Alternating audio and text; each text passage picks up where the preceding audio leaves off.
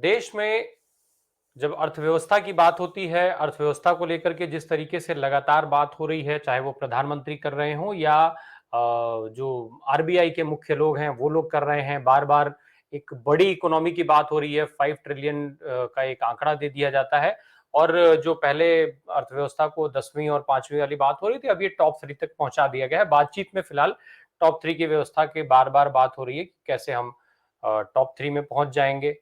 अब जो है उसके लिए समय सीमा भी धीरे-धीरे बताया जाना शुरू हो चुका है और जो एसबीआई को के चीफ हैं उनकी तरफ से भी बात आ रही है।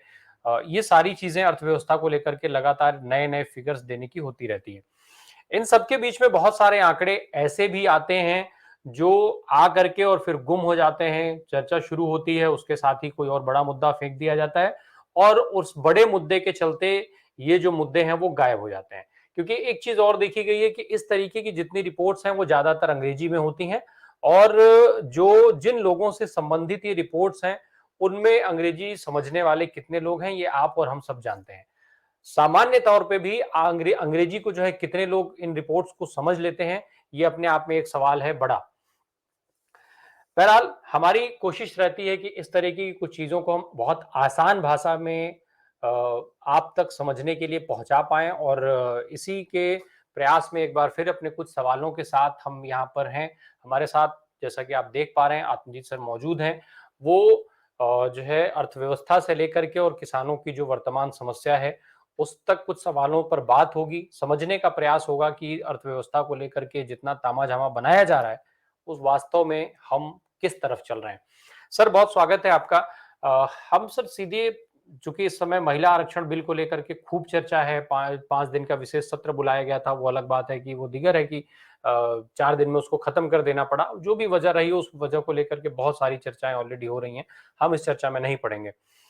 सर डिलिमिटेशन की बात हो रही है। डिलिमिटेशन के लिए 2026 तक के का जो समय दिया जा रहा है, बात हो रही है। इस ये जो सारा क्रम है, इन सब में आखिर 2026 तक का इंतज़ार करने की आवश्यकता क्यों है? क्यों इंतज़ार किया जाए? जी, नमस्कार राम प्रकाश जी। 2026 का अमेंडमेंट 2026 का जो टाइम लिमिट दिया गया है वो 42nd अमेंडमेंट कॉन्स्टिट्यूशन में की गई थी, जिसका हवाला फाइनेंस मिनिस्टर निर्मला सीतारमण ने कल राज्यसभा में दिया। उन्होंने कहा कि 2026 तक डिलिमिटेशन जो है उस पर फ्रीज लगी हुई है। सन 2000 में लगी थी, उससे पहले 1976 लगी। उनका ये भी कहना था कि 1971 में जो सेंसस हुआ था उसी सेंसस के आधार पर सीटों का परिसीमन जो है वो बदला नहीं गया है। जितनी सीटें 1971-72 में थी वही सीटें 2000 में भी थी और 2026 तक उसकी डिलिमिटेशन नहीं हो सकती।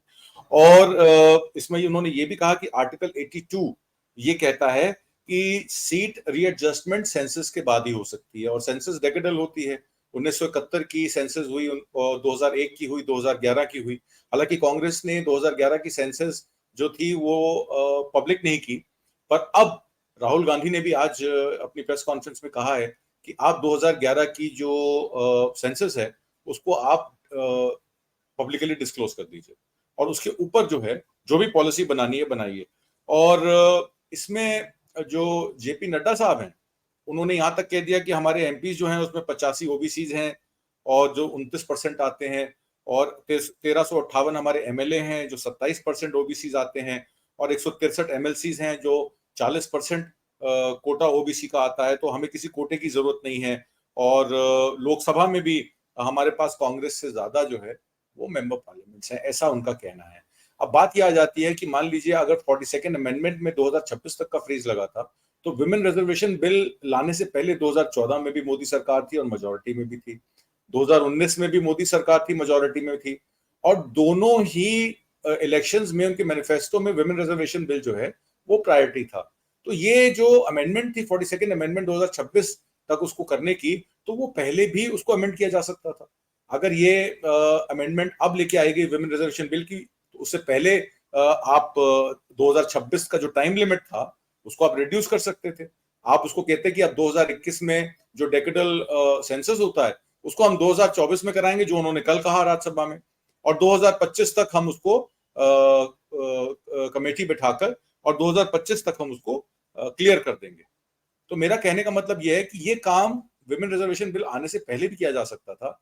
अब सेक्शन 82 का हवाला देते हैं, 334 का हवाला देते हैं, 332 ए का हवाला देते हैं, जो नए सेक्शंस लगाए गए हैं। तो ये सब करने से पहले उनको तैयारी अपनी करनी चाहिए। जी जी।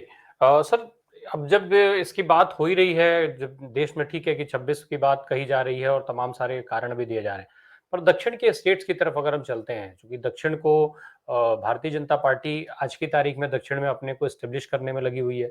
वहीं कांग्रेस के लिए वो एक मजबूत गढ़ के तौर पर देखा जाता है और हालांकि भले ही वहां पर कुछ क्षेत्रीय दल हावी हैं तमाम प्रदेशों में, इन सबके बावजूद भी जब राष्ट्रीय राजनीति की बारी आती है तो उसमें कांग्रेस मुख्य खिलाड़ी है, वहां पर मेन प्लेयर है। सर, ऐसे में जब इसकी बात होगी तो क्या दक्षिण के जो राज्य हैं जहां पर जनसंख्या कम है, नियंत्रण भी है वहां पर जनसंख्या पर, तो ऐसे में क्या उनको इसका नुकसान होगा? उन क्षेत्रों को जो है, जब डिलिमिटेशन की बात आएगी और ये सब चीजें होंगी तो उन क्षेत्रों में उनको नुकसान उठाना पड़ जाएगा इसका? देखिए, जहां तक डिलिमिटेशन की बात है, जब भी सेंसस होगा, कास्ट सेंसस होगा या पॉपुलेशन सेंसस होगा, डिलिमिटेशन सेंसस पे डिपेंडेंट है, पॉपुलेशन पे डिपेंडेंट है। फर्ज कीजिए कि हमारा यूपी का, बिहार का, नॉर्थ का जो फर्टिलिटी रेट है वो ज्यादा है। 2026 की डेट इसलिए लगाई गई थी 2000 में कि 2026 तक पॉपुलेशन कंट्रोल इस तरीके से हो जाएगा कि पॉपुलेशन ना बढ़ेगी ना कम होगी। जितने लोग पैदा होंगे उतने ही लोग जो हैं उनकी डेथ होगी। तो डेथ टू बर्थ रेशियो जो है वो इक्वल हो जाएगी, जिससे पॉपुलेशन जो है वो बराबर हो जाएगी और उसके बाद डिलिमिटेशन करके रोटेशन वाइज हम सीट्स बढ़ा सकते हैं। ये 2000 में जो लॉ मेकर्स थे उनका ये अनुमान था। पर हुआ क्या कि साउथ में तो पॉपुलेशन कंट्रोल एक्सरसाइज से पॉपुलेशन कंट्रोल हो गई। किसी के घर में एक बच्चा है, किसी घर में दो बच्चे, पर बिहार, यूपी, राजस्थान, मध्य प्रदेश और नॉर्थ की स्टेट्स में वो पॉपुलेशन इस तरह से कंट्रोल नहीं हो पाई। तो अब अगर डिलिमिटेशन पॉपुलेशन सेंसस के बेसिस पे होगी तो जाहिर सी बात है कि सदर्न स्टेट्स को सीटों का नुकसान होगा और नॉर्दर्न स्टेट्स को सीटों का फायदा होगा। एक अनुमान ये है उसमें कि अगर डिलिमिटेशन के बाद डेमोग्राफिक बेसिस पे अगर ये सीटें कम या बढ़ाई जा सकती हैं तो उत्तर प्रदेश और बिहार की जो है सिर्फ दो स्टेटों की 164 सीटें निकल के आएंगी और माफ कीजिएगा, उत्तर प्रदेश कंबाइंड की 222 सीटें निकल के आएंगी लोकसभा में और पूरे साउथ की 164 सीटें निकल के आएंगी, जिसमें कर्नाटक है, तमिलनाडु है, केरल है, आंध्र प्रदेश है और तेलंगाना है। तो अगर इस हिसाब से देखें तो साउथ इंडियन स्टेट्स पेनलाइज होंगी अपने पॉपुलेशन कंट्रोल या बर्थ कंट्रोल मेजर से। हालांकि ये होना नहीं चाहिए और इसमें सबसे बड़ा फायदा किसको होगा? बीजेपी को होगा, क्योंकि राम मंदिर के मामले पे, हिंदुत्व के मामले पे या जिस तरीके की इनकी मनुवादी या हिंदूवादी सोच है उसमें इनको नॉर्दर्न स्टेट्स में ज्यादा सीटें मिलने से ये कभी भी इलेक्शन हारेंगे नहीं और इनकी सरकार जो है वो चलती रहेगी। जैसे कि प्रधानमंत्री मोदी विजन डॉक्यूमेंट देते हैं 2047 का, तो 2047 का विजन डॉक्यूमेंट इसी बेसिस पे है कि 2026 की डिलिमिटेशन में नॉर्थ की जो है वो सीटें लोकसभा में बढ़ जाएंगी और साउथ की कम हो जाएंगी। जी जी। सर, एक चर्चा लगातार हो रही है, राहुल गांधी ने सदन के अंदर भी उठाया, सदन के बाहर जब उन्होंने प्रेस कॉन्फ्रेंस किया तब भी उन्होंने इस बात को उठाया। वो ओबीसी की जो चर्चा चल रही है, ओबीसी आरक्षण को लेकर के बात हो रही है, ओबीसी की जनसंख्या, जो आबादी ओबीसी की है उसको लेकर के वो काफी मुखरता से बोल रहे हैं। अब एक सूची भी उन्होंने दिखाई जिसमें 5% का रेशियो था और यहाँ तक कि उन्होंने ओबीसी समाज के युवाओं को उनसे सवाल भी पूछ लिया कि क्या आप जो है 5% रिजर्वेशन, जो 5% आपका जो कोटा मिल रहा है आपको, आप उससे संतुष्ट हैं? क्या आपको उतना ही मिलना चाहिए? जिसको लेकर के वो जाति जनगणना पर भी काफी मुखर हुए हैं। तो ये जो महिला आरक्षण में ओबीसी कोटे की बात हो रही है, ये क्या संभव है कि उसके कोटे के अंदर कोटा दिया जा सके? देखिए राम प्रकाश जी, कांग्रेस की ओबीसी आरक्षण को लेकर जो पहल हुई है ये पहली बार देखने में आई लोकसभा और राज्यसभा। ये आज से पहले जो है ओबीसी कोटा विद कोटा की बात कांग्रेस ने नहीं की थी। 2010 में जब ये बिल राज्यसभा में आया था तब भी इस पर कोई चर्चा नहीं हुई थी। उस समय आपको याद होगा शरद यादव, मुलायम सिंह और अपना नीतीश कुमार और लालू यादव इसके पक्षधर थे। उन्होंने कहा था कि हमारे यूपी और बिहार में ओबीसी कोटा होना चाहिए क्योंकि 50 to 55% पॉपुलेशन उस समय की जो है वो ओबीसी समाज से आती थी, तो उसकी रिप्रेजेंटेशन हमें मिलनी चाहिए। अगर विमेन कोटे में कोटा विद इन कोटा अगर आप ओबीसी का देंगे तो आपको लोकल जनरल कोटे में भी ओबीसी कोटा देना पड़ेगा। अभी तक का जो रूल है या लॉ है वो SC ST को कोटा देता है लोकसभा में और स्टेट की सारी असेंबलीज में। हालांकि राज्यसभा और विधान परिषदों में इसका कोटा सिस्टम नहीं है। पर अगर आप OBC quota within quota लेके आना चाहते हैं तो SC/ST कोटा तो आप दे सकते हैं विमेन रिजर्वेशन बिल पे, पर ओबीसी कोटे के लिए आपको स्पेशल प्रावधान करना पड़ेगा और वो प्रावधान किया जाना चाहिए। अच्छी बात है कि कांग्रेस जो है वो ओबीसी कोटा के लिए पक्षधर है और इस बात का संज्ञान समाजवादी पार्टी ने भी लिया है, जनता दल ने भी लिया है और अब इंडिया अलायंस जो है उसमें तमाम पार्टियां मिलकर बीजेपी के अगेंस्ट इलेक्शन लड़ना चाहती हैं। तो कहीं ना कहीं कांग्रेस ने अपना जो पॉलिसी है, अपना जो व्यू पॉइंट है वो चेंज किया है। और क्यों नहीं मिलना चाहिए? देखिए, अगर देश की 55% पॉपुलेशन मान लीजिए ओबीसी समाज से आती है और जेपी नड्डा साहब कहते ही हैं कि हम तो 27 से लेके और 40% तक हमारे जो है ओबीसी एमएलए हैं या ओबीसी एमपीज हैं, तो जाहिर सी बात है जिसकी जितनी संख्या भारी उतनी उसकी हिस्सेदारी। तो जब ओबीसी समाज से 55% लोग आते हैं तो जाहिर सी बात है सारी पार्टियां जो हैं वो उन्हीं को टिकट देंगी। और विमेन रिजर्वेशन बिल में भी अगर मान लीजिए विमेन रिजर्वेशन बिल में अगर 33% सीटों की एलोकेशन लोकसभा में और स्टेट असेंबलीज में होनी है तो जग जाहिर है कि अगर ओबीसी कोटा की महिला होगी तो उसका जीतने का चांस ज्यादा होगा। भाई अगर वो कोटा नहीं भी होगा तब भी ओबीसी महिलाओं को टिकट मिलेगी। पर उससे क्या है कि उसमें डिल्यूशन ये होता है कि जब जनरल सीट पे ओबीसी महिला एक स्वर्ण महिला के साथ के खिलाफ इलेक्शन लड़ रही हो तो उसमें बाईपार्टिसनशिप हो सकती है। इसी वजह से कांग्रेस ने अपना रुख चेंज किया। उन्होंने कहा कि ओबीसी कोटा भी डिफाइन कर दीजिए ताकि ओबीसी समाज से भी एक ड्यू रिप्रेजेंटेशन, एक स्ट्रॉन्ग रिप्रेजेंटेशन लोकसभा और स्टेट असेंबलीज में आए। ये तो वेलकम स्टेप है और बीजेपी को तो इसको कारगर साबित करने के लिए उस पर मेहनत करनी चाहिए थी और उसको एग्री करना चाहिए था। उसको अपोज क्यों कर रहे हैं ये मुझे समझ में नहीं आया। सिमिलरली जैसे मैंने पहले कहा कि डिलिमिटेशन को लेकर भी कि 2026 तक क्यों डिलिमिटेशन की वेट करनी पड़ेगी? आप कास्ट सेंसस कह रहे हैं 2024 में करवाएंगे, 24 में इलेक्शन भी है मार्च में, तो मई में जब इलेक्शन खत्म होंगे नई सरकार बनेगी तो क्या पर्याप्त समय होगा डिलिमिटेशन से पहले कास्ट सेंसस कराने का? और मान लीजिए अगर कास्ट सेंसस में 60% ओबीसी पॉपुलेशन अगर आती है और उनका डेटा डिक्लेयर होता है, क्या 2026 से पहले ये सब पॉसिबल है? तो आप जब तक पॉलिसी नहीं बनाएंगे, रूल्स नहीं बनाएंगे, लॉ नहीं बनाएंगे तो आप उसको इंप्लीमेंट कैसे करेंगे? तो मेरे हिसाब से OBC quota within quota possible है। आप रोटेशन बेसिस पे अभी एक बॉल पार्क फिगर दे सकते हैं कि 2024 के जनरल इलेक्शन में हम इतनी महिलाओं को टिकट देंगे, उसमें इतनी SC/ST समाज की होंगी, इतनी ओबीसी होंगी। एक बॉल पार्क फिगर ले लीजिए और करेक्शन आप 2026 में कर लीजिएगा जब डिलिमिटेशन होगी। जी जी। सर एक और चीज़ होती है, चूँकि हर आदमी के जीवन से जुड़ी हुई चीज़ है ये, हर परिवार की कहानी है ये। हर आदमी अपने कमाई के हिस्से में से बचत करना चाहता है और बचाना चाहता है। अभी आरबीआई की जो मंथली बुलेटिन आती है उसमें हाउस होल्ड एसेट और लायबिलिटीज को लेकर के खबर आई, रिपोर्ट आई, और चूंकि आरबीआई की है तो भाई सरकार की रिपोर्ट हो गई एक तरीके से देखा जाए तो। उसमें सर ये सीधे सीधे कहा गया है कि ये जो हाउस होल्ड्स की चीजें हैं वो 50 साल के अपने निचले स्तर पर, सबसे निचले स्तर पर पहुंच चुकी हैं। तो सर ये एक, हालांकि उसमें कुछ और भी कई सारी चीजें भी कही गई हैं, कहीं पे जो है बचत कम हो जाने की बात कही जा रही है, कहीं पर कहा जा रहा है कि बचत कहीं और शिफ्ट हो गई है, निवेश कहीं और शिफ्ट हो गया है। तो सर ये इसके पीछे की पूरी कहानी एक बार जरा दर्शकों को समझा दें कि आखिर ये बचत पर चपत लगा कौन रहा है। देखिए, बचत पे चपत वहां शुरू हुई थी जब डिमोनेटाइजेशन हुआ था। आपको याद होगा कि महिलाओं का स्त्री धन जो है वो उनके घरों से निकाल लिया गया, क्योंकि 500 और 1000 के नोट रात को 8 बजे आपने कह दिया नवंबर 8 तारीख को कि आज से जो है डिजिटल टेंडर नहीं रहेंगे। तो देश की जो व्यवस्था थी या देश के लोगों का जो बैंकिंग पे और अपने पैसे पे जो उनका जो विश्वास था वो विश्वास उठ गया। और इसी वजह से ऑर्गेनाइज सेक्टर में जैसे बैंकों में लोग एफडी कराते हैं या बैंकों में लोग म्यूचुअल फंड बाय करते हैं, तो एफडी में कमी आई। लोगों ने सेविंग्स अकाउंट में पैसे रखने बंद कर दिए। उन्होंने कहा कि भाई 500 2000 के नोट है, पता नहीं कब नोटबंदी हो जाए, पहले कैश निकाल के रख लो और जब समय आएगा तब देखा जाएगा। तो इस वजह से लोगों ने उस पैसे को सही जगह इस्तेमाल नहीं किया, जिसकी वजह से हाउस होल्ड सेविंग्स में कमी आई। दूसरा उसका कारण जो है इन्फ्लेशन है। ऑब्वियस सी बात है, जब आपका बजट घर का जो है वो बढ़ जाएगा, 1400 रुपए का सिलेंडर हो जाएगा, 250 रुपए किलो आपको टमाटर मिलेगा, 30 रुपए किलो आपको आटा मिलेगा। और सब्जी कोई भी देख लीजिए, आज के मौसम में, बारिश के मौसम में 50 रुपए पाव से नीचे कोई सब्जी नहीं है, 40 रुपए 50 रुपए पाव से नीचे कोई सब्जी नहीं है। तो महंगाई की मार के चलते लोग क्या करेंगे? अपने हाउस होल्ड सेविंग से अपना खर्चा निकालेंगे। देखिए, भूखा तो कोई सोएगा नहीं, बच्चों की फीस भी जमा करानी है, जीवन यापन भी करना है। पेट्रोल भी आप देखिए 100 रुपए लीटर बिकता है, 10 साल बाद आपको डीजल की गाड़ी बेचनी पड़ती है, 15 साल बाद आपको पेट्रोल की गाड़ी बेचनी पड़ती है, तो लोगों का ट्रांसपोर्टेशन कॉस्ट बढ़ गया।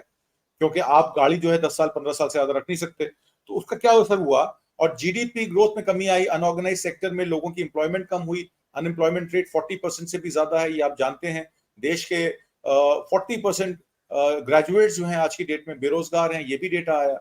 तो जब बेरोजगारी बढ़ेगी तो जाहिर सी बात है कि लोग अपनी सेविंग से अपना जीवन यापन करेंगे। तो जो 7.9% जीडीपी डेटा 2020 19-20 में 20-21 में सरकार ने कहा कि हम 7.5% जीडीपी पे 7.9% जीडीपी पे काम करेंगे, वो जीडीपी क्रैश डाउन करके 2022-23 में 5.1% आ गया।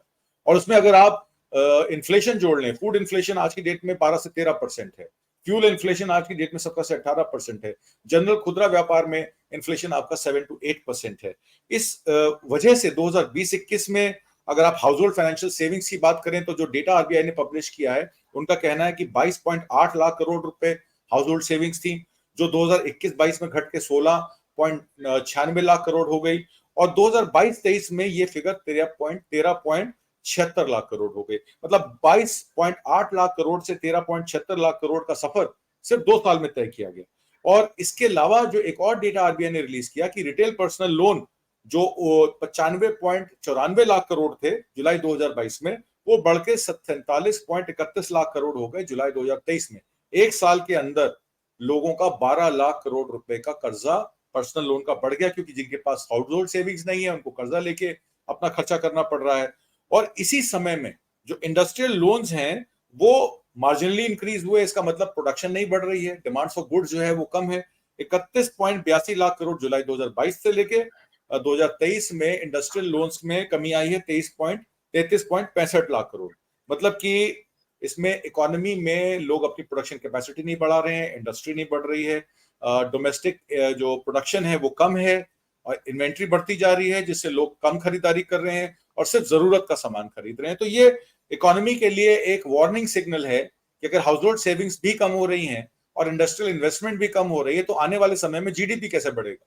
और जो जीडीपी बढ़ी हुई फिगर दिखाई जाती है वो फर्स्ट जीडीपी फिगर दिखाई जाती है, और कई लोगों ने इस बारे में कहा भी है इस बारे में। जी जी। सर, एक खबर अभी किसानों को लेकर के भी आई कि किस तरीके से किसानों को जो है गेहूं का जब मार्केट खोल दिया गया ओपन मार्केट के चलते करीब 40,000 करोड़ रुपए के नुकसान की बात हो रही है। तो सर, ये जो झटका है किसानों के लिए वो एक तो लगा क्यों उनको, और दूसरा क्या अब इसके उबरने के लिए सरकार फिलहाल कुछ कर रही है? ये एक रिपोर्ट है Indian council for research on international economic relations. इन्होंने ये कहा कि सरकार ने 112 मैट्रिक टन वीट जो है वो हमारे देश में प्रोडक्शन हुई 2022-23 में 112 मिलियन मैट्रिक टन। उसमें 2023-24 का रबी सीजन जो आया उसमें एक कुंटल गेहूं की कीमत जो थी वो 2125 रुपए से 2673 रुपए ओपन मार्केट में बिक रही थी। एक कुंटल गेहूं की जो प्रोडक्शन कॉस्ट है, अगर वो हम उसको सही से आकलन करें तो करीब 2400 से 2600 रुपए कुंटल गेहूं का कॉस्ट आता है। स्टेट टू स्टेट डिपेंड करता है, वाटर रिसोर्सेज, बिजली रिसोर्सेज, लैंड रेंट, लेबर की कॉस्ट, क्योंकि हर स्टेट में अलग अलग होती है। तो उसका एक बैंड है 2400 से 2600 रुपए कुंटल का एक गेहूं का कॉस्टिंग है। और उसी हिसाब से वो गेहूं जो है वो प्रोक्योरमेंट होती है, चाहे वो एमएसपी पे प्रोक्योरमेंट होती है या वो ओपन मार्केट में प्रोक्योरमेंट होती है। सरकार ने इन्फ्लेशन कंट्रोल करने के लिए, क्योंकि उनका दायित्व है इन्फ्लेशन कंट्रोल करने का, तो उन्होंने ओपन मार्केट सेल्स स्कीम में फरवरी में इस साल फरवरी में गेहूं का रेट जो है वो 2350 रुपए से 2150 रुपए में प्राइस कंट्रोल करने के लिए उन्होंने ओपन मार्केट में सेल कर दी। मतलब 21 रुपए किलो से लेके 23 रुपए किलो तक, ताकि गेहूं का प्राइस जो है वो मार्केट में ना बढ़े, स्टेबलाइज करने के लिए डोमेस्टिक प्राइस। पर इसने क्या किया, जो किसानों की कॉस्ट थी वो कॉस्ट से नीचे भी उनको किसानों को गेहूं बेचने से मजबूर कर दिया। अगर ये मार्केट इंटरवेंशन नहीं होती तो किसान आसानी से ये गेहूं अपनी कॉस्ट से 100-150 रुपए, जैसे उनकी मैंने आपको बताया 2300 से 2400 रुपए से लेके 2650 रुपए तक की उनकी कॉस्ट आती है पर कुंटल की, मतलब 24 रुपए से लेके 26 रुपए पर किलो की। और अगर वो 2673 रुपए या जो भी ओपन जो उस टाइम मार्केट रेट था फरवरी का, उसके बाद का जो ये भी कटाई का समय आया 2673 रुपए पे अगर वो बेचते, पर उनको 21 तो 25 रुपए पे बेचने में मजबूर होना पड़ा, क्योंकि गवर्नमेंट ने जो है वो रेट गिरा के 2125 कर दिया। 550 रुपए कुंटल नुकसान हुआ किसानों को अपनी कॉस्ट से नीचे का। इसका आकलन अगर आप करेंगे तो करीब 40,000 करोड़ रुपए का गेहूं के किसान को नुकसान हुआ है, क्योंकि उसको अपनी लागत से कम मूल्य में गेहूं बेचनी पड़ी है। एक तरफ तो सरकार कहती है हम एमएसपी पे कमीशन बैठाएंगे और एमएसपी पे सेल करेंगे, और दूसरी तरफ ओपन मार्केट सेल में वो खुद ही रेट गिरा देती है। अभी आपने देखा कि शुगर राइस $1,200 पर क्विंटल से नीचे का राइस जो है, चाहे वो पार्बोइल्ड राइस है चाहे व्हाइट राइस है, उसको बेचने में, उसको एक्सपोर्ट करने की उन्होंने रिस्ट्रिक्शन लगा दी है। चीनी की रिस्ट्रिक्शन लगा दी है, तो जाहिर सी बात है गन्ना किसानों को समय पैसा नहीं मिलेगा। उन्होंने प्याज पे और कई जरूरत की चीजों पर रेगुलेशन लगा दी है कि वो एक्सपोर्ट नहीं हो सकते। और 3 कृषि कानून जब आए थे, मैं इस अपने दर्शकों को ये याद कराना चाहता हूं, तो ये सब एसेंशियल कमोडिटीज एक्ट उन्होंने खत्म कर दिया था। और आज उसी एसेंशियल कमोडिटीज एक्ट से ये किसानों की आय को दुगने की जगह आधा कर रहे हैं। तो सरकार की मंशा क्या है, सरकार कहती क्या है और करती क्या है, कथनी और करनी में बहुत फर्क है सरकार की। और इसीलिए ऑपोजिशन भी विमेन रिजर्वेशन बिल को लेकर इसको चर्चा में लेके आ रही है, पब्लिक डिस्कोर्स में लेके आ रही है कि विमेन रिजर्वेशन बिल पास कराना एक चीज है, उसको 2024 में या 2026 में इंप्लीमेंट कैसे होगा उस पर कार्य करना जरूरी है। क्योंकि सरकार ने 9.5 साल में ऐसा कोई काम नहीं किया जिसमें वो दिखा सकती है कि वो सीरियस थी। ये एक तरह का जुमला या एक तरह का इवेंट मैनेजमेंट है, जो सिर्फ 2024 के इलेक्शन में मोदी जी को जिताने के लिए कारगर साबित हो। क्योंकि वन नेशन वन इलेक्शन की बात हुई, वो किसी तरीके से नहीं हो पाया। यूनिफॉर्म सिविल कोड की बात 6 महीने पहले हुई, उसमें भी सरकार विफल रही। अब विमेन रिजर्वेशन बिल का सहारा लेकर 2024 का इलेक्शन जीतना चाहती है, इससे ज्यादा कुछ नहीं। जी जी, एक छोटा जवाब सर। जब बात हो रही है, बार बार आंकड़ों की बात आ जाती है, जनगणना को लेकर के बात कही जा रही है, 2031 में होगी जनगणना। भाई 2011 में होनी थी, हुई नहीं, 21 में हुई नहीं, अब 31 में जनगणना होगी। दूसरी तरफ इस महिला आरक्षण को लागू, जैसा आप भी कह रहे हैं कि 26 में कैसे होगा या 29 में कैसे होगा, सरकार ये कह रही थी कि 2029 के चुनाव में इसको लागू कर देंगे। तो जब जनगणना आप उस समय पर कराएंगे, 31 में आपकी जनगणना ड्यू है, ऐसे में अगर वो पहले हो जाता है, ये सारी चीजें डिलिमिटेशन की बात हो रही है, वो अगर पहले हो जाए, तो मेघवाल साहब भी उस समय जब कह रहे थे कि आप लोग सुप्रीम कोर्ट जाएंगे ही जाएंगे, तो क्या सुप्रीम कोर्ट इन चीजों को रद्द कर सकता है? देखिए, इसमें 2 क्लैरिफिकेशन राज्यसभा में कल जेपी नड्डा ने भी दी हैं और मेघवाल ने भी दी हैं। उन्होंने ये कहा है कि हम 2021 का जो सेंसस था, जो यूके, यूएस, चाइना में 2021 का सेंसस, उनके यहाँ भी कोई सेंसस की डेट्स थी, तो उन्होंने जैसे ही लॉकडाउन खत्म हुआ उस समय सेंसस करा लिया। तो इंडिया को भी 2022-21 के बाद 2022-23 2 साल हमारे पास पड़े थे, तो 2 साल में सेंसस करा लेना चाहिए था, और सेंसस करा के डिलिमिटेशन की कमेटी बिठा देनी चाहिए थी। अभी तक स्टैंडिंग कमेटी का रिप्लाई भी आ गया होता। और 2025 में, जिस 24 में से पहले जिस तरीके से नए पार्लियामेंट का उद्घोषण हुआ गणेश चतुर्थी पे, अब विमेन रिजर्वेशन बिल तत्काल प्रभाव से कर देते। स्टेट असेंबली के इलेक्शन आ रहे हैं 4 स्टेट्स में, तेलंगाना में, मध्य प्रदेश में, राजस्थान में और आपका छत्तीसगढ़ में। तो आप कह देते हैं इन चारों स्टेटों में हम विमेन रिजर्वेशन देंगे 33%, तो बात खत्म हो जाती है। पर क्योंकि ये सरकार जो है वो कोई भी चीज को प्रैक्टिकल कर, बल्टा उल्टा उन्होंने ये किया कि एक शगुफा छोड़ के 2024 इलेक्शन से पहले उसको 2029 और 2031 तक, ये तो कहीं नहीं लिखा कि 2031 से पहले सेंसस नहीं हो सकता। आप डिलेड सेंसस में आपको 2021 का सेंसस 2022-23 में करा लेना चाहिए था। अब आप ये कह रहे हैं, कल उन्होंने राज्यसभा में कहा कि हम 2024 में करा लेंगे। अब 2024 में कैसे होगा? मार्च में इलेक्शन अनाउंस हो जाएंगे, आपकी आचार संहिता लग जाएगी और मई में नई सरकार बनेगी, और मई में नई सरकार बन के आपके पास मात्र 6 महीने बचते हैं। तो 6 महीने में क्या आप पूरा कास्ट सेंसस करा के उसको स्टैंडिंग कमेटी बना के और 2026 के असेंबली इलेक्शन से पहले आप उसको लागू कर देंगे? तो ये सरकार कह तो रही है कि 2026 के स्टेट असेंबली इलेक्शंस और 2029 के लोकसभा इलेक्शन से पहले हम डिलिमिटेशन, और पर मैं आपको एक बात बता दूं, डिलिमिटेशन पॉपुलेशन सेंसस के हिसाब से है। विमेन रिजर्वेशन का डिलिमिटेशन से कोई लेना देना नहीं है। आप सिंपल सा, अगर 543 लोकसभा सीटें हैं तो आप 543 लोकसभा सीटों में रैंडम 33%, कोई भी नंबर लेके आप उन डिस्ट्रिक्ट्स में, आप कहते हैं कि आप उन डिस्ट्रिक्ट्स में जाएंगे और वहां लोगों से बात करेंगे। आज तक तो इस सरकार कोई बिल लाने से पहले लोगों से बात नहीं की। आपने देखा नोटबंदी जब आई तो एक रात के एक झटके में प्रधानमंत्री मोदी ने लीगल टेंडर आज के बाद नहीं रहेंगे, 500 और 1000 के नोट डिक्लेयर कर दिया। जीएसटी काउंसिल की जो जितनी भी मीटिंग्स होती हैं उसमें स्टेट से भी नहीं पूछा जाता कि आप क्या चाहते हैं। जीएसटी काउंसिल की मीटिंग्स में मीटिंग जरूर होती है पर फैसला जो है वो सिर्फ 2 लोग करते हैं। और ये सरकार में ऑपोजिशन का अभी तक यही इल्जाम रहा है कि 2 लोग जब फैसला कर रहे हैं तो फिर डिलिमिटेशन और सेंसस का फैसले में डिले क्यों हो रहा है? ये भी दो लोग कर लेते और हमको अनाउंस करके बता देते कि हम 2023, कोई ऑपोजिशन या कोई स्टेट गवर्नमेंट की सरकार कास्ट सेंसस कराने से या पॉपुलेशन सेंसस कराने से तो मना नहीं कर रही थी। तो ये काम आपको कर लेना चाहिए था। तो इसीलिए अब ऐसा लग रहा है, और ओबीसी कोटे की जो मांग जो ऑपोजिशन ने की है वो सरकार को घेरने के लिए की, कि अगर आप वंचितों को लेके, दलितों को लेके, एससी एसटी को लेके, आप और महिलाओं को लेकर, आपने देखा पिछले 9.5 साल की सरकार में ट्रैक रिकॉर्ड क्या रहा है। कल आपने देखा किस तरीके से एक माइनॉरिटी एमपी को के खिलाफ एक साउथ दिल्ली के विधुड़ी साहब जो मेंबर पार्लियामेंट है लोकसभा के, किस तरीके के भाषा का इस्तेमाल कर रहे थे, किस तरीके से गाली गलौज कर रहे थे। तो ये सरकार का असली चेहरा तो कहीं ना कहीं सामने आ ही जाता है। महिला उत्पीड़न में आपने देख लिया किस तरीके से जब रेसलर्स, यही पार्लियामेंट का अनावरण था जब रेसलर्स को उठा उठा के डंडे मार के उनको अरेस्ट किया गया। आपने कथुआ भी देखा, आपने हाथरस भी देखा। तो ये जब महिलाओं के प्रति इतनी संवेदनशील नहीं है सरकार, दलितों के प्रति संवेदनशील नहीं है, एससी एसटी के प्रति संवेदनशील नहीं है, ये सिर्फ 4 चीजें गिनाती है। ग्रामीण विकास, आवास योजना, प्रधानमंत्री आवास योजना, कभी कहते हैं कि ये एससी एसटी के समाज के लिए सबसे ज्यादा लाभार्थी इसमें है, कभी कहते हैं महिलाएं हैं, और जब जल योजना आती है तो उसका आंकड़ा भी गलत देते हैं।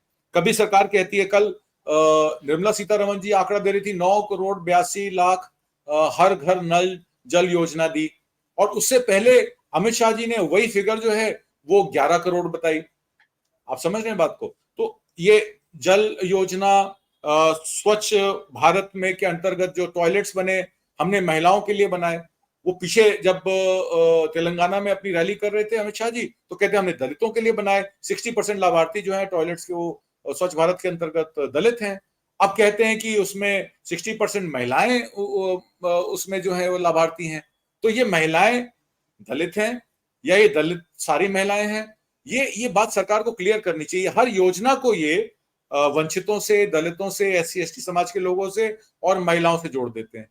पर डेटा को वेरीफाई करने के लिए कोई थर्ड पार्टी एजेंसी नहीं है जो इस डेटा को वेरीफाई कर सके। तो ये सरकार को थर्ड पार्टी या तो इंटरवेंशन करके इस डेटा को अंडरमाइन, इस डेटा को माइन करा लेना चाहिए। इनको डेटा माइनिंग करा लें एक थर्ड पार्टी से, एक इंडिपेंडेंट एजेंसी से, तब तो हम मान लें कि इतने टॉयलेट बने, इतनी महिलाओं को मिले, इतने दलितों को मिले, इतने घरों में जल उपलब्ध हो गया जिसमें इतने बच्चों को फायदा हुआ, इतना महिलाओं को फायदा हुआ, इतना दलितों को फायदा हुआ, इतने आवास योजना में इतने वंचितों को आवास योजना के अंतर्गत घर मिल गए, और इतने दलित समाज के लोगों को मिल गए, और इतने ही महिलाओं को मिल गए। तो अगर ये डेटा सामने आ जाता है तब तो ये सरकार की बात मानी जा सकती है। पर अगर ये डेटा खुद देश के गृह मंत्री, देश के वित्त मंत्री और देश के प्रधानमंत्री बार बार अपना ढोल पीटते रहेंगे तो पब्लिक भी कहेगी भाई ये तो तुम लोग अपनी फिगर दे रहे हो। तो ये बात है जी।